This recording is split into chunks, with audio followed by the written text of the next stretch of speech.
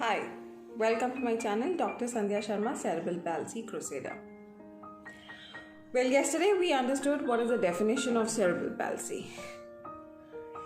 Let us today understand what are the challenges associated with cerebral palsy.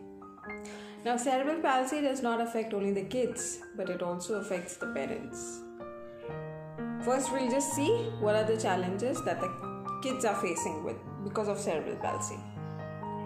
Now, cerebral palsy, as the definition yesterday itself, was self-explanatory, wherein the child has a lot of sensation problem, perception problem, cognition, behavior, communication problem.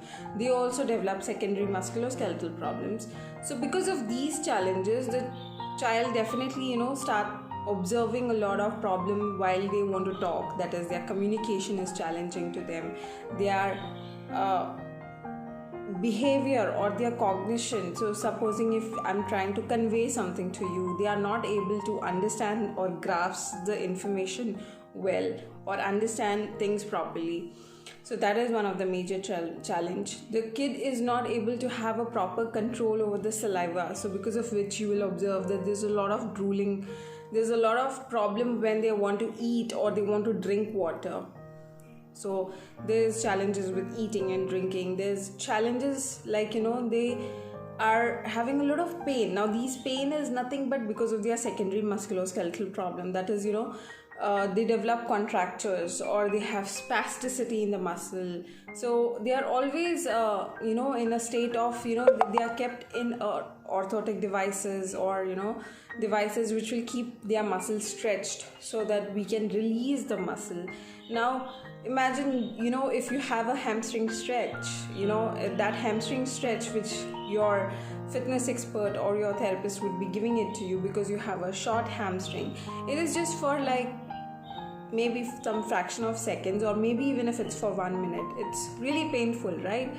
But the kid over here is in those orthotic devices for nearly 12 hours or 12 hours plus. So that continuous stretch in that muscle is really painful, because we need to understand their contracted stage is something which is normal for them, right? But actually, to correct that abnormality, we have to keep them in a contracted, in a stretched position, and that is really painful, because of which they have a lot of pain, discomfort, which results into disturbed sleep. Now, when I'm talking about all these challenges associated with the kids, we cannot forget the parents. A major part of this also affects the parents. Parents, first of all, they get into a mind frame wherein they are not able to understand that what has happened to my child, was I responsible for this? They start asking questions, which is something really disturbing to them. They will be in a mind frame that, this happened to my child because of me.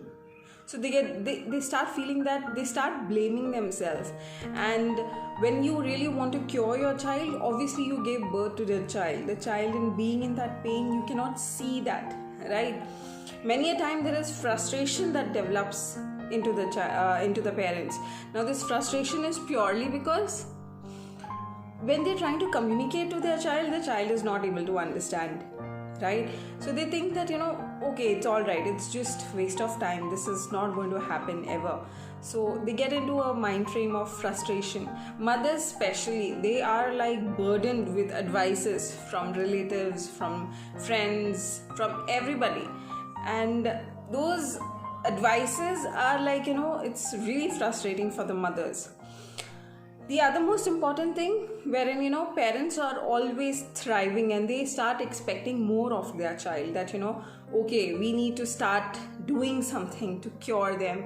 They are very enthusiastic at times, and when they see that the results are not coming soon, they get in a mind frame that if we'll be really enthusiastic, if we will do a lot of push, then the child will get better soon.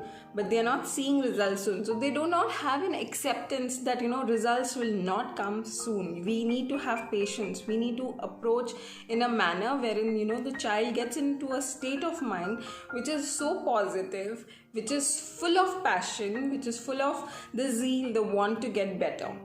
So we need to understand from the child's perspective also, and there has to be a balance between the child and parent, understanding about how we need to progress, what is our requirement, how much we need to work on. So there has to be a perfect balance, and this balance is again going to come only and only by goal setting. So we need to set goals on what exactly do we want to be. So that's why wait for my next video wherein I will speak about role models who are doing exceptionally well despite having blessed with cerebral palsy. So let us just wait and watch that how this is going to happen, and how beautifully we could just have some transformation in cerebral palsy kids. Thank you so much. Bye bye.